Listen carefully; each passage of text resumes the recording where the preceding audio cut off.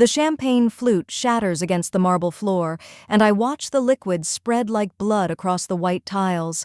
My hand is trembling. Not from the broken glass, not from the 200 guests staring at us from across the gallery, from the word that just came out of Trevor's mouth. Dumpy. He said it loud enough for the couple beside us to hear. The woman, dripping in diamonds and judgment, didn't even try to hide her smirk. Trevor, I whisper, my throat closing around his name. People are looking. Let them look, Avery. His voice is cold, surgical. The same tone he uses when he's firing someone from his hedge fund. Maybe if you cared half as much about your appearance as you do about your little art blog, we wouldn't be having this conversation. My little art blog, the one that has 40,000 followers, the one that got us invited to this exclusive gallery opening in the first place. I want to throw my drink in his face. I want to scream. Instead, I do what I've done for the past 18 months. I make myself smaller. I'll go to the restroom, I murmur, already turning away. Good idea. Fix your hair while you're at it. You look like you just rolled out of bed. I did roll out of bed. At 5 a.m., to finish the proposal for a freelance contract that could change my career. But Trevor doesn't know that because Trevor stopped asking about my work 6 months ago. The restroom is blessedly empty. I lock myself in a stall and press my forehead against the cool metal door. I'm not going to cry. I'm not going to give him that satisfaction. Dumpy. I'm a size 12. I have curves. I have a body that my Italian grandmother called bellissima before she died. But under Trevor's constant commentary, I've started seeing myself through his eyes. Too much here, not enough there, always slightly wrong. My phone buzzes. A text from Trevor. Don't take too long. Stevenson from Goldman is here. Need you to smile and look interested. I'm about to respond when I hear the bathroom door open. Heels clicking. Female voices, low and conspiratorial. Can you believe what he said to her? I felt secondhand embarrassment. If my boyfriend ever called me that in public, he's a dick, always has been. But that girl, she's gorgeous. I follow her on Instagram. She has no idea. My chest tightens. They're talking about me. Did you see the guy who was watching them, though? Tall, dark suit, standing by the Caravaggio? Oh my God, yes, who is that? No clue. But he looked ready to commit murder. The voices fade as they leave. I wait 30 seconds, then emerge from the stall. My reflection stares back at me, brown eyes too big for my face, dark hair falling out of its clip, red lipstick that suddenly feels like war paint in a battle I've already lost. I fix my hair. I reapply my lipstick. I straighten the emerald green dress that Trevor said made me look matronly. Then I walk back into the gallery, chin up, smile plastic. Trevor is exactly where I left him, laughing with 2 men in expensive suits. He doesn't look up when I approach, doesn't acknowledge me, just continues his story about some lacrosse game from Yale, his hand gesturing expansively with his scotch. I stand beside him like an ornament. Pretty, silent, decorative. That's when I feel it. The weight of someone's stare, not the casual, wandering gaze of other guests. This is different, focused, intense, like a physical touch between my shoulder blades. I turn slightly, scanning the crowd, and my breath catches. He's standing in front of a massive Renaissance painting, but he's not looking at the art. He's looking at me. Tall doesn't cover it. He's well over 6 feet, broad-shouldered, wearing a black suit that probably costs more than my rent. Dark hair, olive skin, and a face that belongs in a museum itself. Sharp jaw, straight nose, and eyes so dark they look black from here. But it's not his looks that make my pulse stutter. It's the way he's staring at Trevor, like he's memorizing his face, like he's calculating something. Then his gaze shifts back to me and the world tilts. I've never had a man look at me like that. Not desire, though there's heat in his eyes. Not pity, though I'm sure he heard what Trevor said. It's something else. Something I can't name. Recognition, maybe. Like he sees something in me that I've forgotten exists. Trevor's laugh breaks the spell. Avery, for God's sake, pay attention. Stevenson asked you a question. I tear my eyes away from the stranger and force a smile at the balding man beside Trevor. I'm sorry, could you repeat that? I was asking about your art blog. Stevenson says kindly. My daughter follows you. She says you have an incredible eye for emerging artists. Warmth floods my chest. Thank you. That means a lot. She does have good taste. Trevor cuts in smoothly, his hand landing on the small of my back. To anyone else, it looks affectionate, but I feel the pressure of his fingers, too tight, territorial. Though we've talked about turning it into something more serious, less hobbyist. My jaw clenches. It's not a hobby. I've been offered Avery. Trevor's voice drops, his smile never wavering. Not now. The stranger is moving. I see him in my peripheral vision, cutting through the crowd with the kind of confidence that makes people step aside without realizing why. He's coming toward us. My heart rate picks up. Trevor doesn't notice. He's too busy pitching some investment opportunity to Stevenson, his hand still clamped on my back like I might float away. And then the stranger is there. Up close, he's devastating. Mid-30s, maybe. His cologne is subtle, cedar and something darker, smokier. He has a thin scar cutting through his left eyebrow, and when he speaks, his voice is low, accented, and absolutely calm. Excuse the interruption. Trevor turns, irritation flashing across his face before he masks it with his networking smile. Can I help you? You can leave. The words land like stones in still water. Trevor blinks. I'm sorry? You heard me. The stranger's gaze doesn't waver. Take your drink. Walk out of this gallery. Don't come back. The conversation around us dies. Stevenson takes a careful step backward. Trevor's face goes red, then white. Who the hell do you think you are? Christian Santoro. He says it like it should mean something. And based on the sudden tension in the air, the way two security guards have gone very still by the entrance, it does. Trevor's hand drops from my back. I don't care who you are. You can't just... I own this gallery. Christian's voice hasn't risen, but somehow it fills the entire space. I own the building. I own 3 others on this block, and I don't allow men who disrespect women to set foot in my establishments. Oh my God. Trevor's mouth opens and closes. This is insane. Avery, let's go. He reaches for my arm, but Christian moves. Not fast, not aggressive, just a single step that puts him between us. She stays. Like hell she does.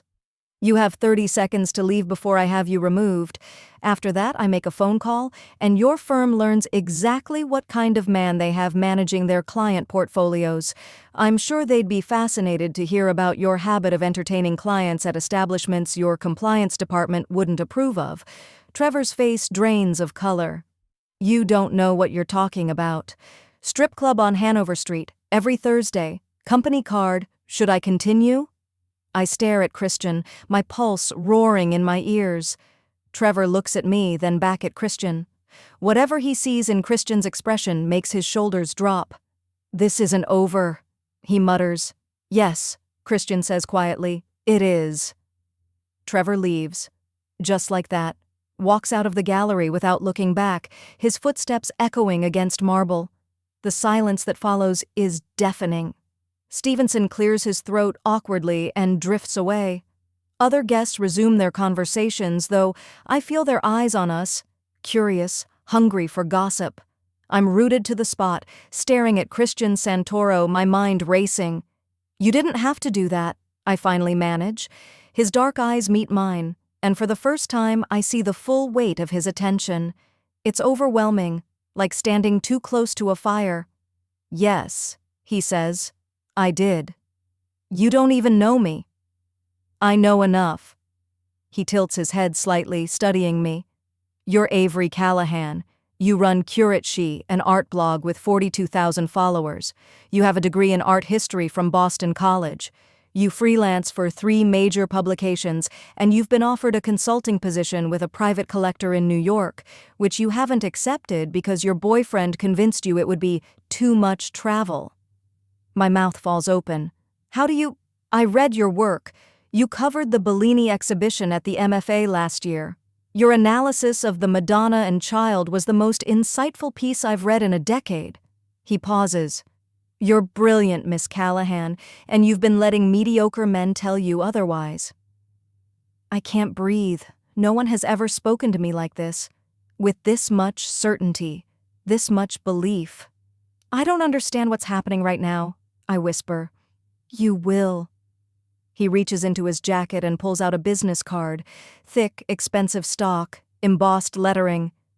Come to my office tomorrow, 2 p.m. There's something I'd like to discuss with you. I take the card with trembling fingers. Santoro Holdings, real estate, art acquisition, private consultation. What if I don't want to? A ghost of a smile touches his lips. Then I'll be disappointed. But I won't push. You've had enough men making decisions for you, I think. He steps back, giving me space, and the absence of his presence feels like cold air rushing in. Enjoy the rest of the exhibition, Miss Callahan. The Botticelli on the north wall is worth your time. So are you. Then he's gone, disappearing into the crowd with the same quiet authority he arrived with. I stand there, clutching his card, my heart pounding. Around me, the gallery hums with life. Clinking glasses, low laughter, the soft strains of a string quartet in the corner. But all I can think about is the way Christian Santoro looked at me. Not like I was too much or not enough. Like I was exactly right. I don't go home that night. Instead, I walk. Through the North End, past lit windows spilling golden light, past cafes where old men argue over espresso, past the church where my grandmother used to light candles every Sunday. Trevor has called 6 times, texted 14. Each message is a variation of the same theme. I humiliated him. I made a scene. I need to apologize. I delete everyone. By the time I reach my apartment in Charlestown, it's past midnight. The building is quiet, and my studio, small, cluttered with art books and half-finished paintings, feels like a sanctuary. I drop my bag on the couch and stare at Christian's business card, Santoro Holdings. I pull out my laptop and start searching. The first result is a Forbes article from 2 years ago, The Santoro Empire, How One Family Dominates Boston Real Estate. I click. Christian Santoro, 36, is the CEO of Santoro Holdings, a privately held conglomerate with interests in real estate, art acquisition, and private consultation services. He's the eldest son of the late Vincenzo Santoro, a man whose obituary is carefully worded. Beloved father and community leader. Community leader. Right. I dig deeper. There are photos of Christian at charity galas, art auctions, ribbon-cutting ceremonies. Always in a suit. Always with that same calm, unreadable expression. And then I find a Reddit thread. Is Christian Santoro connected to the mob? My stomach flips. The comments are a mix of speculation and rumor. Someone claims their cousin worked for Santoro Holdings and saw things.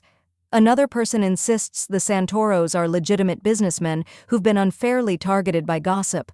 But one comment stops me cold. My uncle knew Vincenzo back in the day. He said the Santoros don't make threats, they make promises, and they always keep them. I close the laptop. Christian Santoro owns a gallery. He knew about Trevor's extracurricular activities. He knew about my job offer in New York. And he looked at me like I was the only person in that room. I should be scared. Instead, I'm curious. The next day, I stand outside Santoro Holdings at 1:55 p.m., staring up at the sleek glass tower in the financial district. I almost didn't come. This morning, Trevor showed up at my apartment. We had a fight, our first real one. He called me ungrateful. I called him controlling. He left with the words, "You're making the biggest mistake of your life." Maybe I am. I push through the revolving door. The lobby is all marble and modern art. A receptionist with a sharp bob and sharper eyeliner looks up as I approach. "Avery Callahan," I say. "I have a 2 p.m. with Mr. Santoro."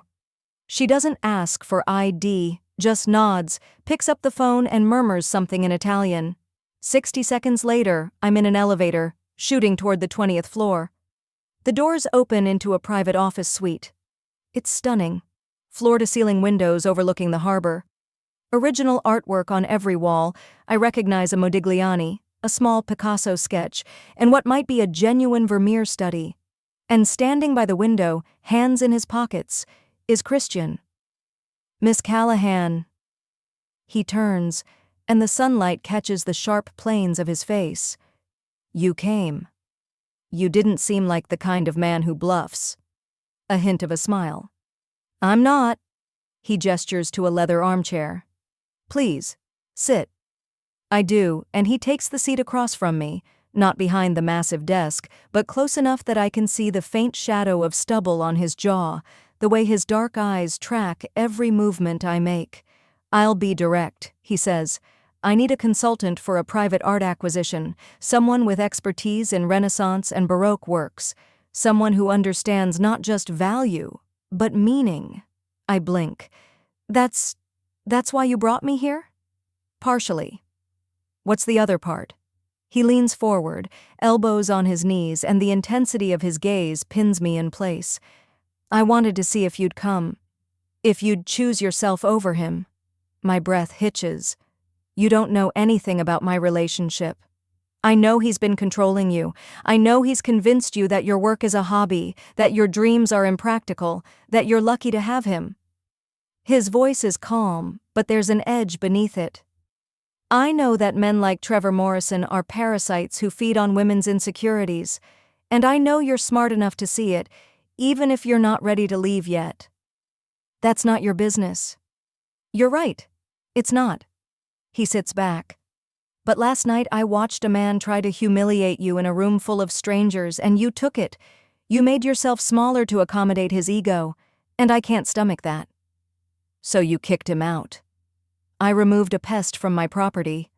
Despite everything, I laugh. It's sharp, bordering on hysterical. "You're insane." "Probably." He doesn't look bothered by the accusation. "But I'm also offering you a job. 6-month contract. You'll help me acquire pieces for a private collection. You'll have full autonomy over selections, a generous salary, and a workspace in this building. All I ask is that you be honest in your assessments. No politics, no pandering, just your expertise." I stare at him. "Why me?" "Because you see what others miss, because you write about art like it's alive, because you're wasted writing fluff pieces for magazines that don't appreciate you." He pauses. "And because I think you're ready for someone to bet on you the way you've been betting on everyone else." The words hit like a punch to the chest. I've spent 18 months shrinking, apologizing, editing myself, and here's a man I met 12 hours ago offering me everything I've been too scared to ask for. "This feels like a trap," I whisper. "It's not. You'll have a contract, legal protections, full transparency." He stands, walks to his desk, and returns with a folder. "Read it. Think about it. You have until Friday to decide." I take the folder with shaking hands. "And Miss Callahan?" He's looking at me with that same unreadable expression. "For what it's worth, you're not dumpy. You're extraordinary, and any man who can't see that doesn't deserve to be in your orbit." I don't remember leaving his office. One moment I'm sitting in that leather chair, and the next I'm on the street clutching the folder, my eyes burning with tears I refuse to shed. No one has ever spoken to me like that. No one has ever made me feel like I was worth betting on. I pull out my phone and call the collector in New York, the one Trevor convinced me to turn down. "Hi," I say when she answers. "This is Avery Callahan. I know I said no, but is that consulting position still available?" I don't see Christian again for 3 days. I spend that time extracting myself from Trevor, moving my things out of his apartment, which I was never officially living in, but somehow half my wardrobe migrated there, blocking his number after the 9th voicemail veered into threats, and having one very awkward conversation with his mother, who informs me I'm throwing away a good man. I also read the contract Christian gave me 5 times. It's generous, absurdly so. A 6-month consulting fee that's more than I made all of last year, access to private collections most scholars only dream of, and a clause that explicitly states, The consultant shall have full creative autonomy and shall not be subject to undue influence or coercion in their professional assessments. There's also an NDA, a thick one, because apparently Christian Santoro's art collection includes pieces that aren't publicly documented, which means they're either extremely rare, extremely valuable, or extremely questionable in terms of provenance. I should walk away. Instead, on Friday morning, I walk into Santoro Holdings and tell the receptionist I'm accepting the position. Christian isn't there. I sign the contract with his attorney, a sharp-eyed woman named Teresa, who looks at me like she's assessing whether I'm a threat or an asset, and I'm given a key card, a company phone, and a private office on the 18th floor. The office is smaller than Christian's, but it's still the nicest workspace I've ever had. The desk is solid walnut. There are 2 monitors, a full set of art reference books, and a window overlooking the harbor. On the desk is a single note, handwritten in dark ink. Welcome. I'll be in touch soon. C. I sit down and don't move for a full minute. This is real. I'm working for a man who may or may not have ties to organized crime, consulting on art that may or may not be legally acquired, and I've burned every bridge with my ex-boyfriend in the process. My phone buzzes. A text from an unknown number. It's Christian. If you need anything, ask Teresa. And Avery. Don't second-guess yourself. You earned this. I stare at the message, then I get to work. The first project Christian gives me is a Baroque painting, allegedly by Artemisia Gentileschi. It's being auctioned privately in 3 weeks. He wants to know if it's real. I spend 2 days researching. I examine high-resolution photos, cross-reference brushwork with authenticated pieces, and reach out to a colleague in Florence who specializes in Gentileschi's techniques. My conclusion: it's real, and it's extraordinary. I write a 12-page report and send it to Christian. His response comes within an hour. Excellent work. Let's discuss in person. Dinner tonight? I hesitate. This is professional. It's a work dinner. Except Christian Santoro doesn't feel professional. He feels dangerous in a way I can't articulate. I type back, "Where?" His reply, "Il Ritrovo, 7 p.m. I'll send a car." Il Ritrovo is the kind of restaurant that doesn't have a sign, just a discreet door in the north end, flanked by 2 men in dark suits who nod at me as I approach. Inside, it's warm and intimate. Exposed brick, low lighting, and the scent of garlic and wine. Every table is full except one in the back corner, where Christian is waiting. He stands when he sees me. Tonight he's in a dark gray suit, no tie, the top button of his shirt undone. He looks like he belongs in a Renaissance painting himself, all sharp lines and quiet power. Avery. His voice wraps around my name like a caress. You look beautiful. I'm wearing a simple black dress and heels. Nothing special, but the way he's looking at me, like I'm the only thing in the room, makes me feel like I'm draped in silk and diamonds. "Thank you for coming," he says as I sit. "Did I have a choice?" A flicker of amusement. "Always." A waiter appears with wine, a deep, dark red that tastes like cherries and smoke.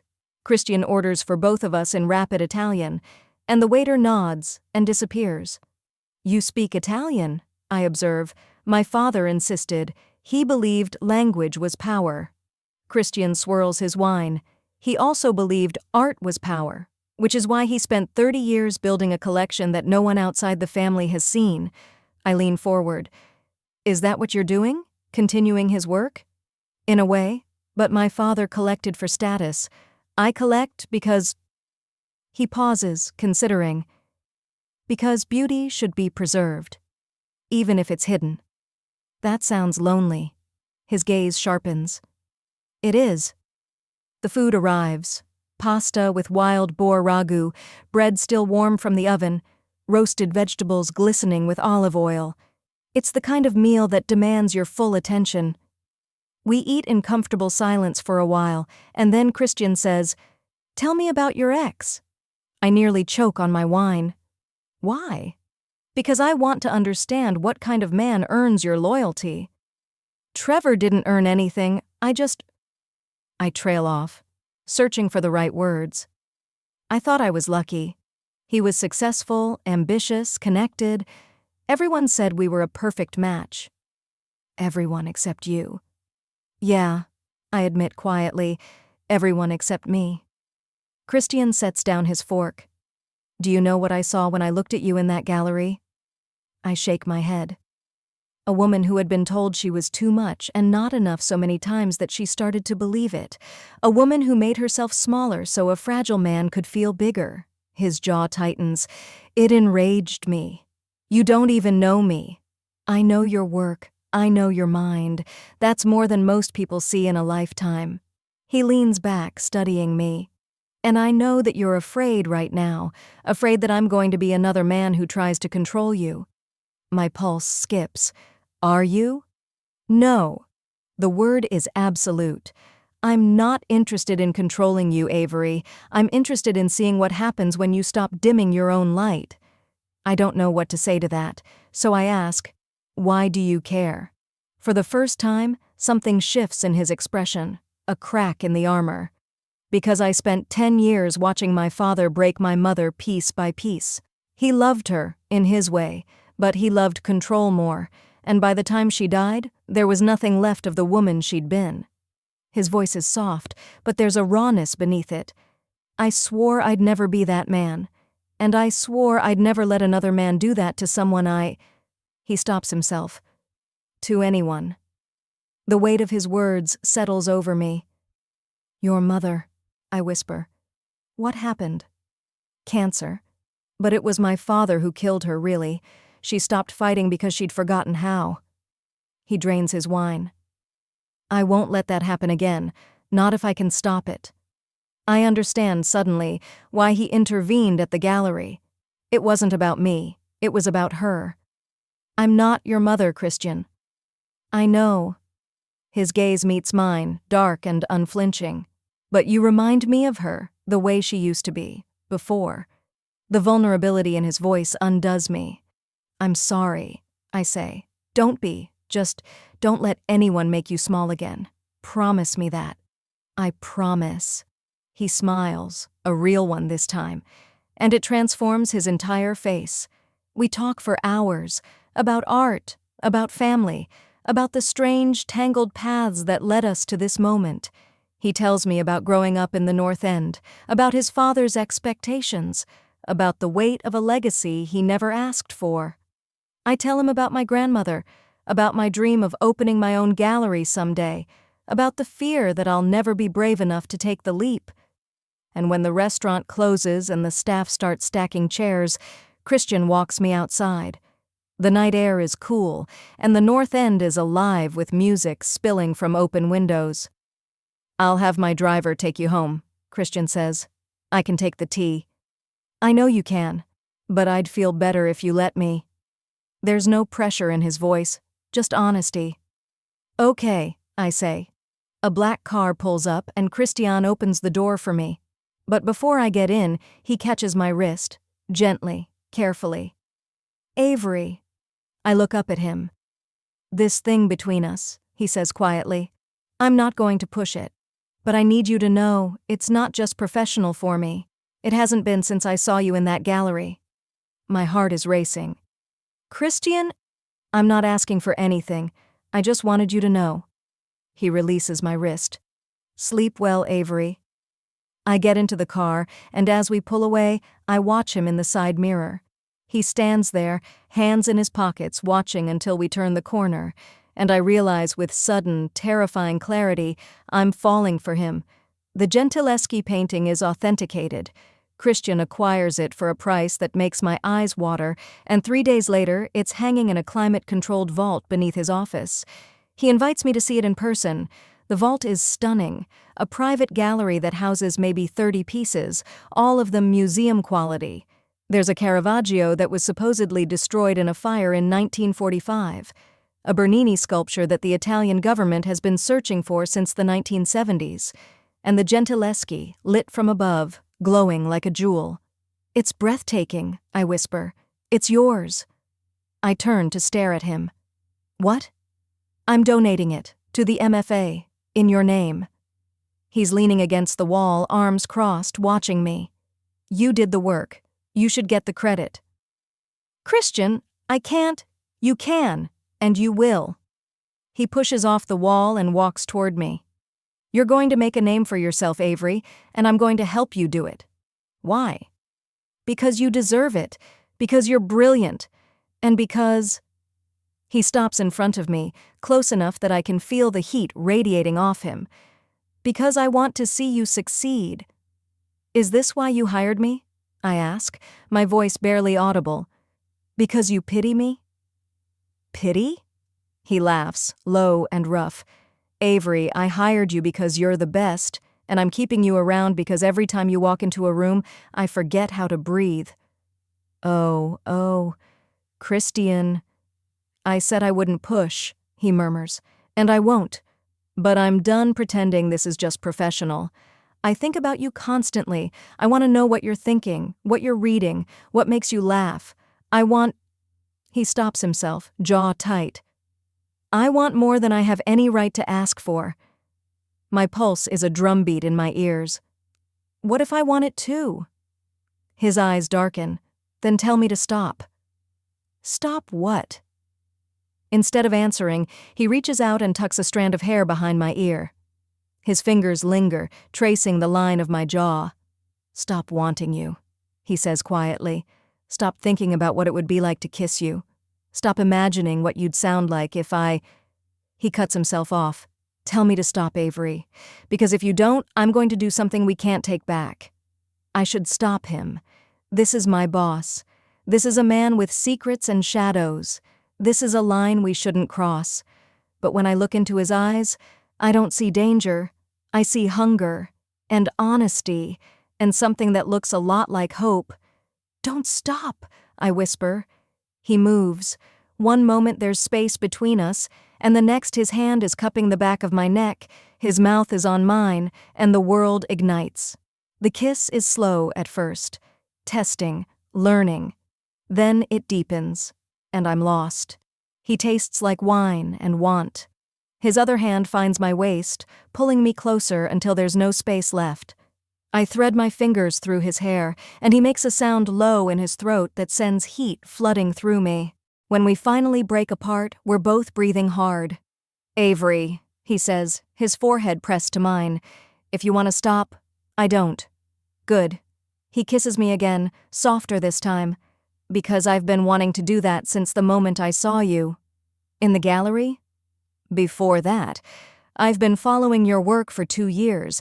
I just didn't know how to approach you without sounding like a stalker. I laugh, breathless. And kicking out my boyfriend in front of 100 people wasn't stalker behavior? That was justified. He grins, a real boyish grin that makes him look 10 years younger. He was an asshole. He was. And you're well rid of him. I am. He kisses my forehead, my temple, the corner of my mouth. Stay with me tonight. He murmurs against my skin. Not here. Somewhere else. Somewhere just ours. Christian. I'm not asking for anything you're not ready to give. I want more time with you. Away from work. Away from the city. Just you and me. I should say no. Instead, I say, okay. Christian's somewhere else is a house in Marblehead, a sprawling coastal estate with private beach access, floor-to-ceiling windows, and a view of the Atlantic that makes my chest ache. This is yours? I ask as we step inside. It was my mother's. She left it to me. He sets down our bags. I don't come here often, but I wanted to bring you here. The house is beautiful. Warm wood floors, comfortable furniture, and art everywhere. Not the priceless pieces from his vault, but personal things. Photographs, sketches, a painting of a woman with dark hair and kind eyes that must be his mother. We eat takeout on the patio, watching the sun set over the water. We talk about everything and nothing. And when the stars come out, Christian builds a fire in the stone fireplace, and we sit together on the couch, my head on his shoulder, his arm around me. I didn't think I'd feel this way again, he says after a long silence. What way? Safe, with someone. He presses a kiss to my hair. I've spent the last 10 years building walls. You walked through them like they were made of paper. Maybe they were. Maybe. He tilts my chin up so I'm looking at him. I'm not an easy man, Avery. My life is complicated. There are parts of my world that I can't bring you into, things I can't tell you. I know. And you're okay with that? I think about it. Really think about it. I don't need to know everything, I say finally. I just need to know that you're honest with me, that you won't try to control me, that you'll let me be who I am. I will. I swear it. Then we'll figure out the rest. He kisses me again, and this time it's different. Slower, deeper. When he pulls back, his eyes are molten. Stay here tonight, he says. In the guest room if you want. Or, he swallows hard. With me. Whatever you're comfortable with. I consider. I've known this man for less than 2 weeks, but I've never felt more seen, more valued, more wanted. With you, I whisper. I wake up to sunlight streaming through unfamiliar windows and the smell of coffee. For a moment, I don't remember where I am. Then I feel the warmth beside me, the solid weight of an arm draped over my waist, and everything comes flooding back. Christian, last night. I turn my head and find him awake, propped up on one elbow, watching me with an expression so tender it makes my throat tighten. Morning, he murmurs. Hi. Sleep well? Better than I have in months. He smiles and leans down to kiss my forehead. Good, stay here. I'll bring you coffee. He gets up, wearing only pajama pants, and God, he's beautiful, and disappears downstairs. I lie there, staring at the ceiling, trying to process. Last night we just held each other, talked until we fell asleep. It was intimate in a way that had nothing to do with sex and everything to do with trust. When Christian returns with 2 mugs of coffee, I sit up, and he hands me one. Thank you. He settles beside me, his shoulder brushing mine. I have a question. Okay. The job in New York. Are you going to take it? I blink. I don't know. I haven't decided. You should take it. I turn to stare at him. What? It's an incredible opportunity. You'd be consulting with one of the most respected private collectors in the world. You'd have access to pieces most people only read about. You'd be insane to turn it down. But what about us? His jaw tightens. New York is 4 hours away. We'd make it work. Christian. Avery. He sets down his mug and takes my hand. I'm not Trevor. I'm not going to hold you back because I'm scared of losing you. If this thing between us is real, and I think it is, it'll survive distance. And if it doesn't, he swallows hard, then it wasn't meant to be. Tears prick my eyes. You'd really let me go? I'd never let you do anything. You're not mine to control. He lifts my hand to his lips. But yes, if you want to go, I'll support you. Hell, I'll help you move. I laugh, shaky and overwhelmed. I don't deserve you. You deserve everything, Avery, and I'm going to spend as much time as you'll give me proving it. We spend the rest of the morning in bed, talking, kissing, existing in a bubble that feels separate from the rest of the world. It's perfect. Until my phone rings. Unknown number. I almost don't answer. But something, instinct maybe, makes me pick up. Hello? Miss Callahan? A woman's voice, clipped and professional. This is Detective Sarah Lynn with the Boston PD. I need to ask you a few questions about Trevor Morrison. My blood runs cold. What about him? He filed a harassment complaint against Christian Santoro. He's alleging that Mr. Santoro threatened him, damaged his property, and engaged in stalking behavior. A pause. Your name came up in his statement. I sit up, my heart pounding. That's insane. Christian didn't... I'm not making accusations, Miss Callahan. I'm just gathering information. Would you be willing to come in for an interview? I look at Christian. He's watching me, his expression carefully neutral. Yes. When? Monday morning, 9 a.m. I'll text you the address. Okay. She hangs up. I stare at my phone. What is it? Christian asks quietly. Trevor, He's saying you threatened him. Christian's face doesn't change. Did I? Did you? Yes. I exhale sharply. Christian, he was harassing you, showing up at your apartment, calling you from burner phones after you blocked his number. I made it clear that wasn't acceptable. How did you know he was doing that? He doesn't answer. Christian, how did you know? I have people who keep an eye on things. You had me followed? Not followed, protected. His voice is calm, but there's steel beneath it. After I kicked him out of the gallery, I knew he'd retaliate. I made sure you were safe. I stand, pacing. You should have told me. Would you have let me? That's not the point. It is the point. He stands too, but he doesn't come closer. Avery, I won't apologize for keeping you safe, and I won't pretend I'm a normal man who handles things through proper channels. I'm not. I never will be. So what am I supposed to do? Lie to the police? Tell them the truth, that I asked Trevor to leave you alone, that he didn't, that I made my position clear. He pauses. They won't charge me with anything. Trevor doesn't have proof of anything illegal. He's just trying to scare you into coming back. That's not going to work. I know. He finally closes the distance between us, his hands gentle on my shoulders. But this is what I meant, Avery. This is the complication. My world has rules that aren't the same as yours. And if you stay with me, there will be more of this. I look up at him. Are you asking me to leave? No. I'm asking you to decide if you can live with who I am. I think about Trevor, about the way he made me feel small, controlled, insufficient. And then I think about Christian, about the way he sees me, about the way he's never once tried to change me. I can live with it, I say, as long as you're honest with me. Relief floods his face. Always. And no more surveillance without telling me. A hint of a smile. I'll try. Christian. Fine. I'll tell you. I kiss him. And for now, that's enough. The interview with Detective Lynn is exactly as uncomfortable as I expected. She asks about my relationship with Christian, about how we met, about what I know regarding his business interests. I tell her the truth. We met at a gallery. He offered me a consulting job. We started seeing each other. And Mr. Morrison? She asks. What's your relationship with him?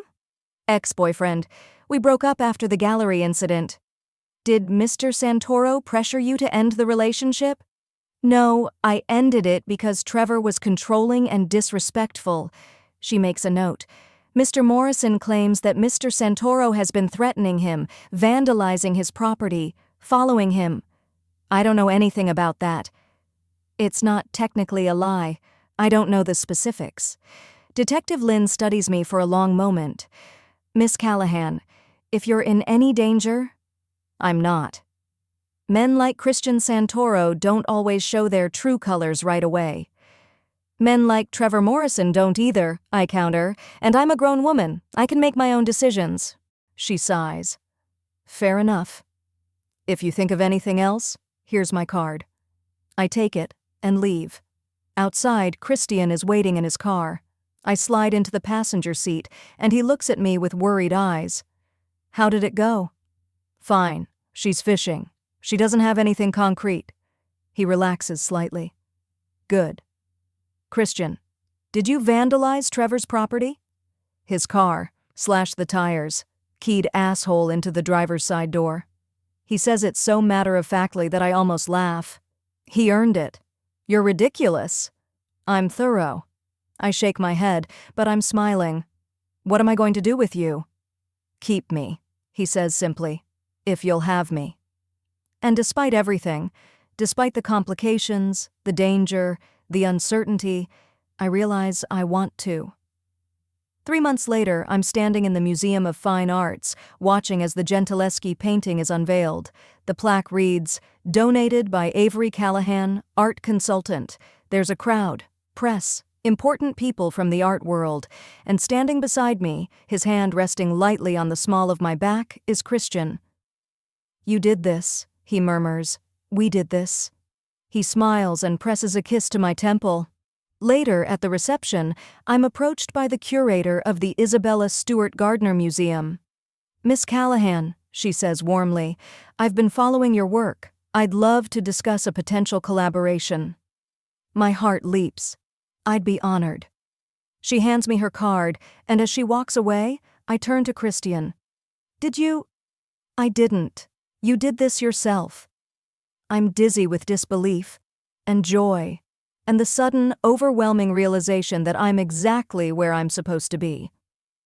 That night, Christian takes me back to the house in Marblehead. We eat dinner on the patio, drink wine under the stars, and when he takes my hand and leads me inside, I know exactly what I want. "Avery," he says quietly, his forehead pressed to mine, "I need you to know something." "What?" "I'm in love with you." My breath catches.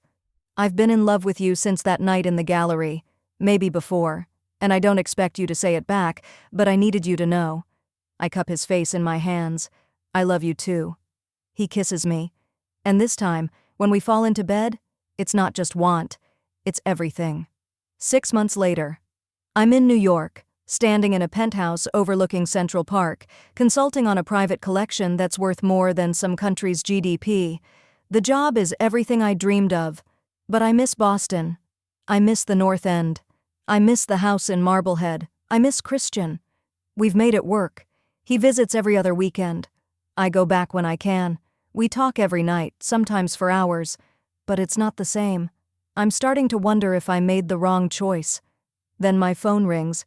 "Hi," I say, smiling despite myself. "Hi." Christian's voice is warm, familiar. "How's the collection?" "Incredible, but I'm exhausted." "Good, because I'm outside." I blink. "What?"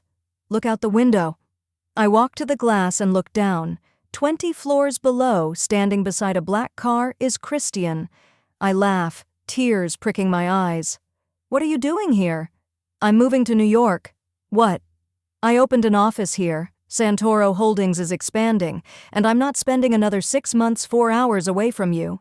"Christian, also, I bought an apartment, 2 blocks from yours.